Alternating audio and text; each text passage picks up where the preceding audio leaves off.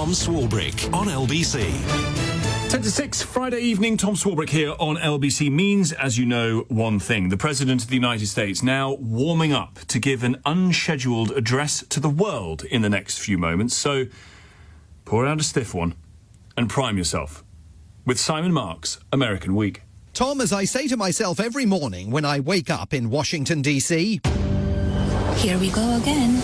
Melania, I know how you feel, but we're going to have to get back to you and your new documentary in a few minutes, because even by tortured local standards, this was a jaw-dropping, horrifying American week in which the First Lady's husband disgraced himself, his office and his nation. It all began last Sunday with the realization that something dreadful had happened in Los Angeles the night before. A source close to Rob Reiner is telling NBC News tonight that he can confirm that the film director and actor Rob Reiner and his wife have been found dead in their home in Brentwood, California, from some apparent stab wounds. Tonight, sources telling ABC News their daughter was the one who found them. Their son, 32-year-old Nick Reiner, was taken into custody overnight. Firefighters were initially called to that home around 3:30 from a call of an apparent homicide. Rob Reiner is just an iconic figure here in Hollywood. And not only in Hollywood, but all over the country.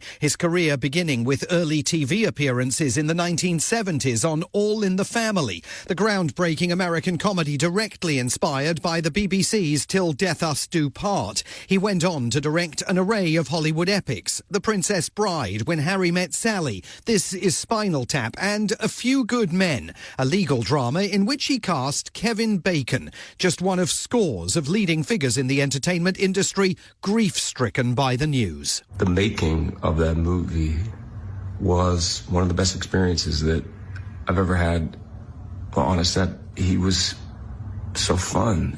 It was a magical time. So I'm just sending love to everybody that knew him, because I know that everyone's hurting today. Rob Reiner and his wife were especially popular among Democrats because they were Democrats. He had spent decades campaigning for a variety of progressive causes. Together, over the 36 years of their marriage, they fundraised for successive Democratic Party presidential nominees, including Barack Obama, Joe Biden and Kamala Harris. And from an early stage, Rob Reiner determined that Donald Trump posed an existential threat to American democracy, an unshakable view that he expressed earlier this year on PBS. He's a huckster, and he's a great huckster. He's like the best snake oil salesman ever. It's poisonous for this country because there's no guarantee that democracy survives forever. There's no guarantee. It's just, we're just people and laws. So if you destroy the structure and you destroy the laws, you can wind up with an autocracy, and that's where we're headed. Now, back in the pre-Trump era, when notable Americans died, successive presidents of the United States, in their capacity as head of state, as opposed to the country's political leader, would habitually pay tribute to them.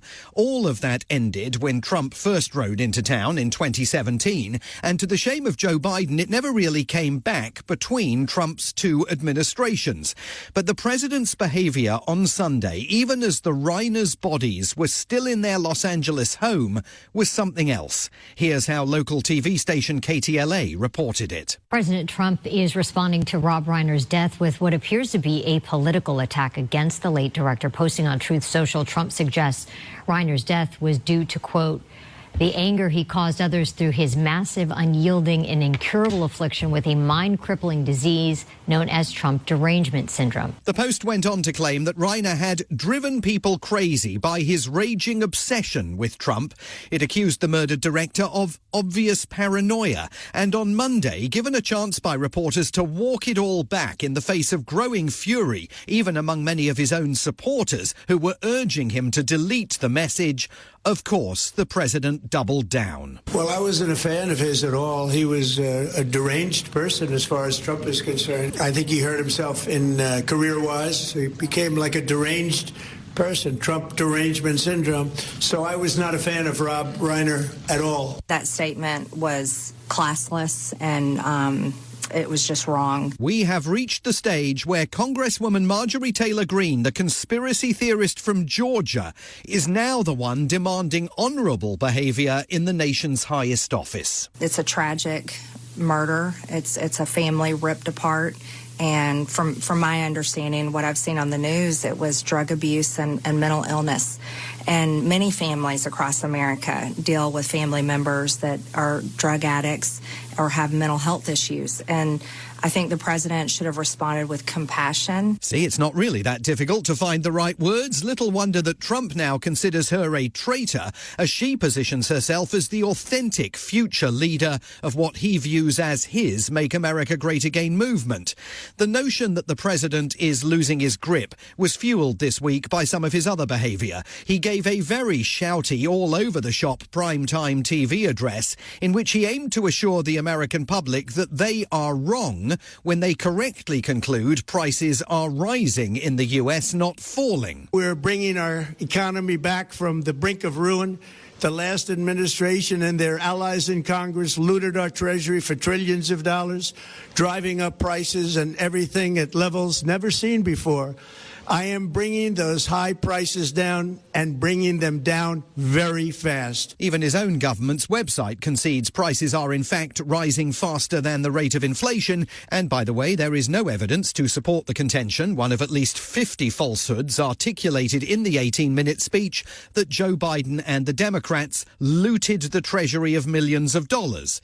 In other eye-opening claims this week, he made fresh threats against Venezuela, suddenly claiming they had stolen American oil. You remember they took all of our energy rights. They took all of our oil from not that long ago, and we want it back. Actually, what the Venezuelan government did in 1976 during Gerald Ford's presidency was nationalise the country's oil industry, which of course is not quite the same as theft and larceny. But he's now imposing a naval blockade on sanctioned Venezuelan tankers and not even concealing the fact that his military stranglehold on the country is basically a war for oil. At the White House, he's installed new plaques beneath photographs of his predecessors that line the West Wing colonnade, or as he's dubbed it, the Presidential Walk of Fame. Joe Biden is mocked as the worst president in American history. Barack Obama is called one of the most divisive figures in American history. When a mass shooting took place last weekend at Brown University in Rhode Island, how did the great unifier first react? Brown University, great school. Great, really one of the greatest schools anywhere in the world. Things can happen. Things can happen. He did go on briefly to express sympathy for the 2 dead and 9 injured. The suspect was found dead of a self-inflicted gunshot wound last night in New Hampshire.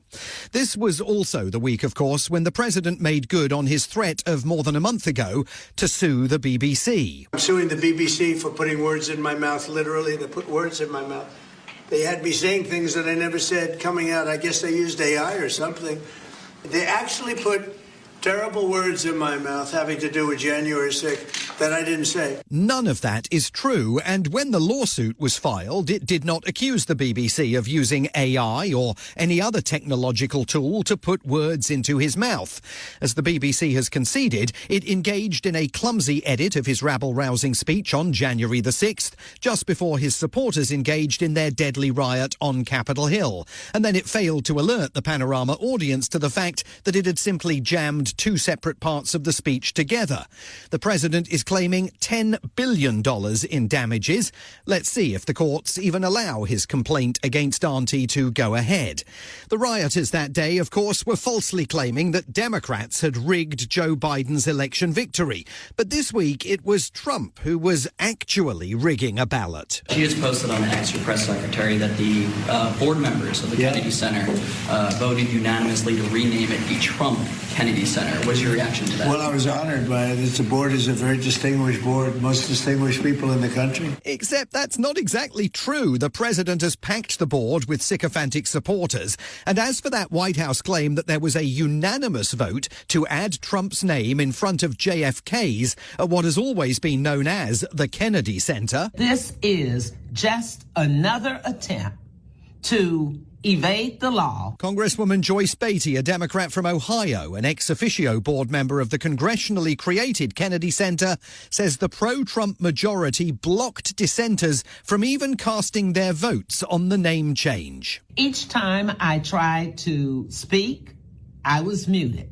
Participants were not allowed to voice their concerns who were online.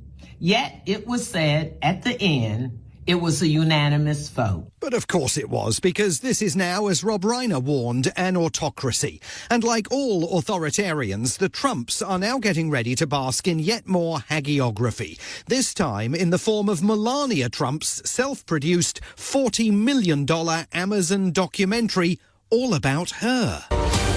Everyone wants to know. So here it is. All right, I'll admit it, you've got me. I'm all ears. Hi, Mr. President. Congratulations. Did you watch it? I did not. Yeah, I will see it on the news. What a cliffhanger. And Tom, how do I get a gig where I can just watch him on the news? From Washington, D.C., Simon Marks, American Week.